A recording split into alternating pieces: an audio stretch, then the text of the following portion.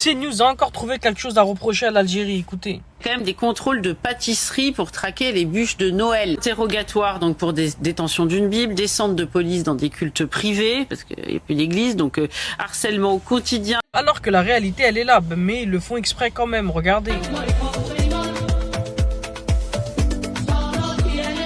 Franchement, des contrôles pour traquer les bûches de Noël. Et pendant qu'on te raconte ça à la télé française sur CNews, franchement, vous avez vu, la réalité sur le terrain est totalement différente. Faut savoir, en Algérie, en ce moment même, il y a des marchés de Noël, des décorations, des événements. Ça, parfois dans les hôtels, parfois dans les centres commerciaux. Ça, franchement, c'est visible, c'est public et c'est même partagé sur les réseaux, surtout la vente de bûches de Noël. Donc, franchement, à un moment donné, il faut arrêter d'inventer des polémiques. Encore une fois, on invente des histoires sur un pays. Franchement, après, on s'étonne que les gens ne fassent plus confiance aux médias. Parce que quand tu racontes n'importe quoi sur un sujet aussi facile à vérifier, comment tu vas être crédible pour le reste, franchement. Bref, en tout cas, n'hésitez surtout pas à me donner votre avis dans les commentaires, partagez la vidéo et abonnez-vous. En Inde, un ministre a été filmé en train d'abaisser de force le voile d'une femme musulmane, regardez. Regardez.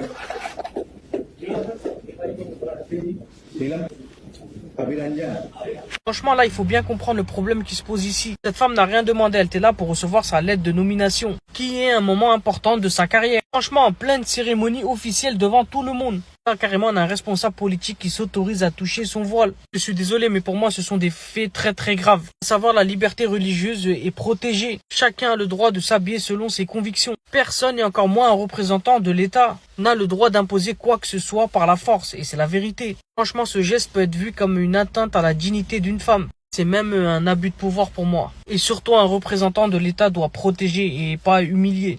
Bien sûr, ça fait le tour des réseaux, ça fait le tour du monde. N'hésite pas à me donner ton avis dans les commentaires, partagez la vidéo et abonnez-vous.